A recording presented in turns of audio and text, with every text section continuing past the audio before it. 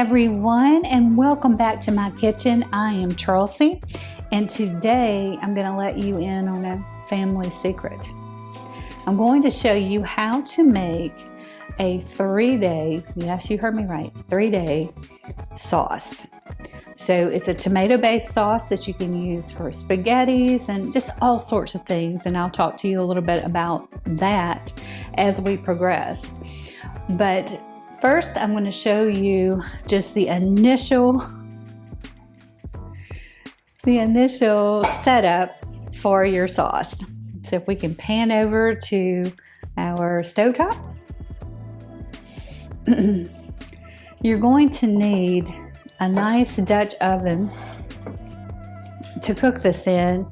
Because it's tomato, you certainly don't want to use cast iron because there's a reaction with the acid in tomatoes. So it's better to use something like this, or if you have a stainless steel pot, it'll be perfect. So to begin, I'm going to go ahead and heat this up to a medium-high temp. I don't want it too hot because I don't want the olive oil to burn or the onions. So I'm just drizzling about 2 tablespoons of olive oil. So as you can see, I have enough olive oil to just cover the bottom. And next I'm going to add my onions. So this is 1 large diced onion. You can use 2. I just had 1. I only had 1 in the pantry. I was kind of surprised. But I did have shallots. So chopped up a shallot. These do not need to be finely diced or anything because they're basically going to disintegrate over the 3-day period of cooking.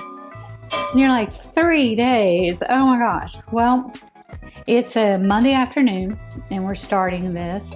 So by Wednesday, it will be done.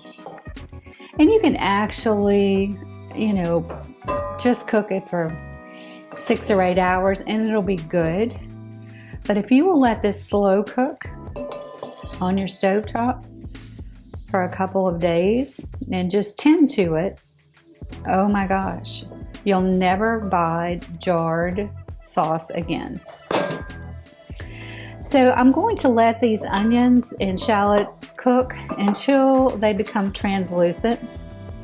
So that's going to take a couple of minutes, and then we'll add our garlic. So I'll see you in a few. So as you can see, the onions are becoming pretty translucent.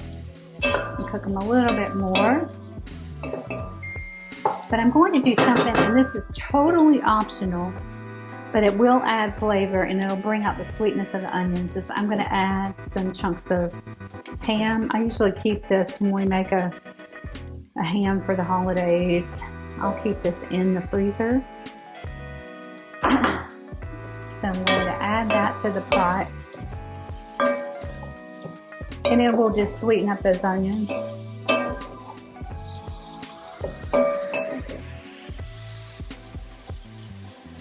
And then next, I'm adding a really generous tablespoon of garlic.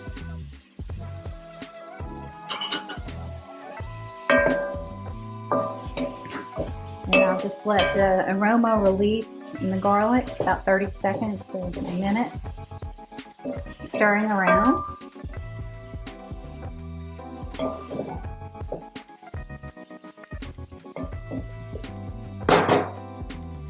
And then we're going to add the tomatoes. So I have 3 cans of San Marzano tomatoes. They are peeled. And again, don't worry about the tomatoes because they're going to cook down.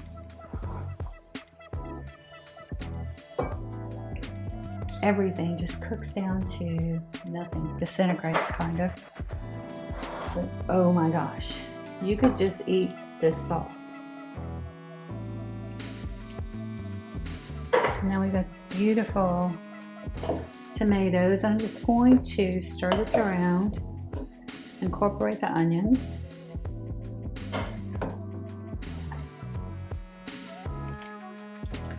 And I'll let it come to a very low simmer.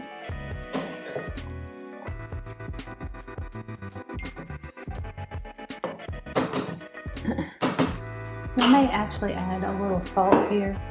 Remember, salt is a flavor enhancer. So I'm just going to do a pinch of salt.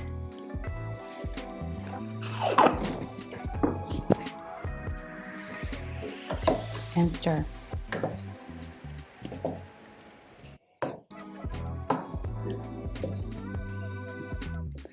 Okay, so that's basically your first step to getting this sauce going.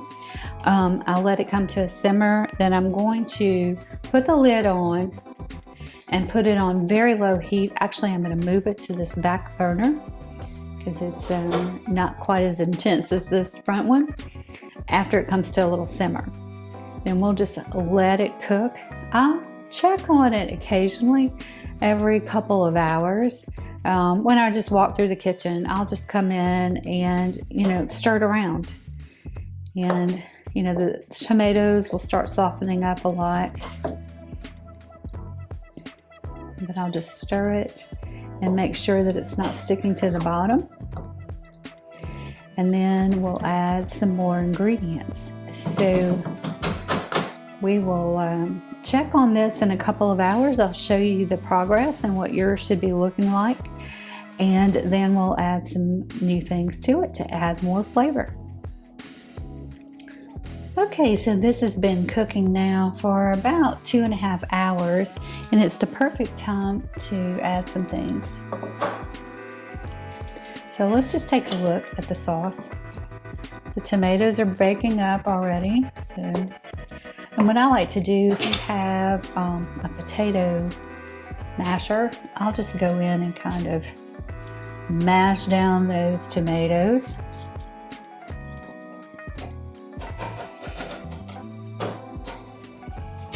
Okay, so let's add some ingredients. The first thing I'm going to do is I just had about a half a stick of butter in the fridge, so I'm going to add that. That's going to give it a richness. I don't know how to describe it, just a more full flavor. And I did taste this, and honestly, I could stop now. It is so good. Let me grab a spoon.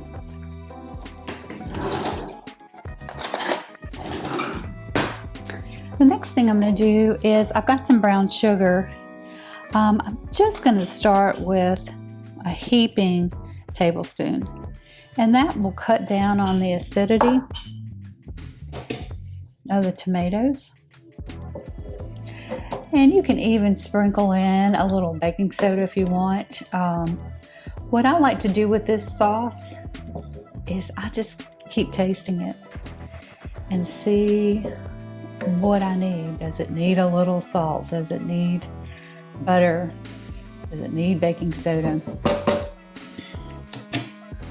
But you will find, this has only been cooking a couple of hours.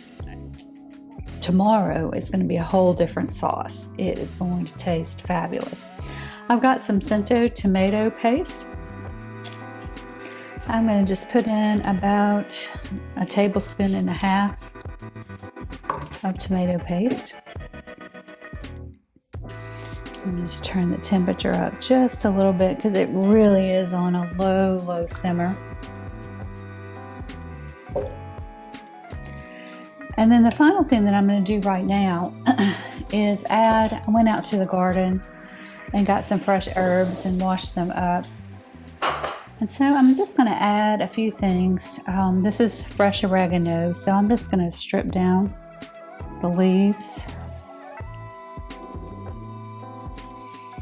And oregano can be pretty strong, so you don't want to overdo it. But this is a really hearty sauce, and it's going to stand up to this aromatics that I'm adding right now. It's going to be fine. Gosh, look at the sage. That is beautiful. Again, another really strong herb. So I'm just going to add 2 leaves right now to this. I've got a little bit of thyme, little bitty leaves. Just sprinkle that in.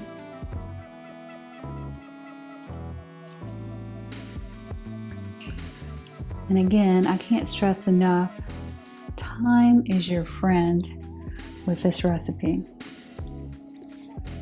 And then a final herb will be some fresh basil.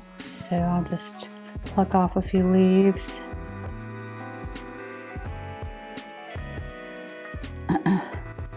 If you haven't watched it yet, I think it was yesterday or the day before, we did the basil crusted trout again.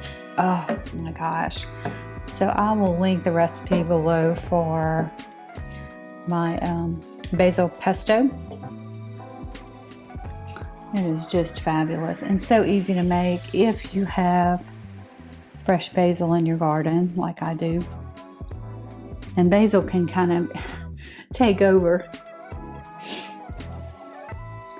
So all of these spices will, or herbs, I'm sorry, will just wilt in and cook.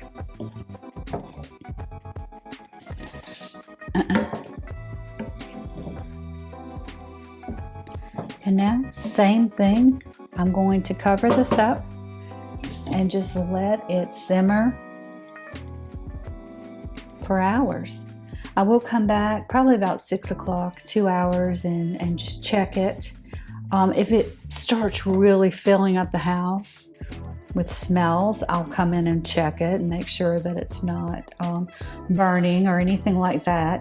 But you really just come in, stir. If you need to add some water, by all means you can. I usually don't at this stage. I usually wait until it's been cooking a while. I want this to cook down. So we'll check it in a couple of hours.